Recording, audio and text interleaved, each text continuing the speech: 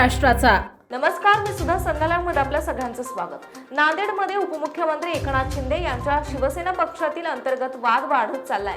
नगरसेवक निवडीवरून आमदार बालाजी कल्याणकर यांच्यावर आढावा बैठकीत कार्यकर्त्यांनी नाराजी व्यक्त केली होती। या प्रकरणी खासदार श्रीकांत शिंदे हे देखील चांगले संतापलेले पाहायला मिळाले। यावर आता मौन सोडत आमदार बालाजी कल्याणकर यांनी आपली भूमिका स्पष्ट केली। आपल्याला टार्गेट केलं जात आहे असा आरोपही कल्याणकरांनी यावेळी केलाय।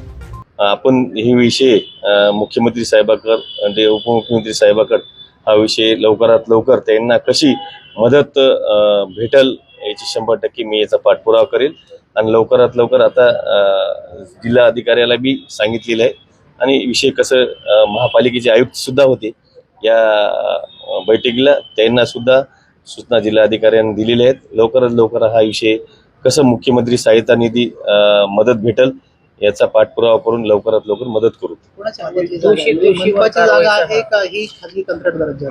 नाही, आता ते त्याची चौकशी करून जे दोषी असेल त्याच्यावर 100% कारवाई करण्यात येईल आणि असा 100% मी त्यांच्यासोबत। नारी शक्तीचा कायदा होऊ घातला 33%। ते नारी शक्तीचा कायदा नाहीये तर ते भाजप शक्तीचा कायदा। नारी शक्तीचा कायदा एक महायुतीच्या सरकारने आणलेला आहे आणि ते एकदम चांगलं आहे आणि महिलेला 33% आरक्षण भेटणार आहे। संजय राऊत काय म्हणाले याच्याकडे थोडं लक्ष द्यायचं, जे होईल ते आज शिवसेना भाजपचं सरकार आहे आणि सर्व युतीचं सरकार असल्यामुळं 100% हे ठराव पास होईल। दुसरं, आपली जे काही लोकसभेच्या बैठका झाल्या 3 लोकसभाची बैठक झाली त्याच्यामध्ये थोडेसे धुसफूस पक्षांतर्गत झाल्याचं पाहायला मिळालं। काही व्हिडिओ सुद्धा समोर आले, तुमच्याच पक्षातील लोकांनी तुमच्यावर आरोप केले। हे बघा, व्हिडिओ काय म्हणले, श्रीकांत साहेब काय बोलले, हे विषय काय आहे हे तुम्हालाही माहीत नव्हतं। काही टोळक्यांनी जे त्याच्या मागे कोण आहे काय नाही तुम्हाला सगळ्यांना माहीत आहे। त्याच्यामुळं असे जे पक्षासाठी घातक लोक आहेत, कारण माझ्या घरासमोर येऊन धिंगाणा करणारे अशा माणसाला त्याचं मी नाव घेऊ शकत नाही। मात्र हे गोष्टी होऊ नये, पक्ष वाढण्यासाठी काम करायचे। मी सगळे विसरलेले तरी बी हे गोष्टी जर पुढे पुढे आणत असेल तर 100% पक्ष कारवाई करेल। कारण मीटिंगमध्ये काय झालंय हे तुम्हाला विषय माहीत नव्हता, आम्हाला विषय माहीत आहे।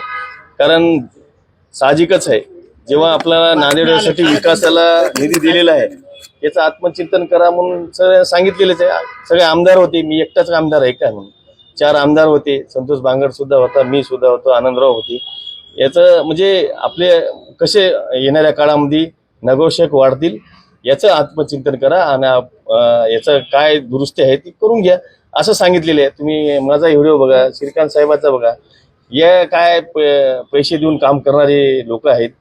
आम्हाला ते काय खपत नाही, आम्ही काम करणारे माणसं लोकांमध्ये जाऊन काम करता। आम्हाला कोण काय म्हणलं कोण काय त्याच्यावर टीका करत नाही आम्ही, त्याने काय टीका करायचं करू द्या। तुम्हाला ताज्या आणि महत्त्वपूर्ण बातम्या पाहण्यासाठी आजच आमच्या संध्या लाईव्ह न्यूज चॅनलला YouTubeवर सबस्क्राईब करा आणि बेल आयकॉन प्रेस करा।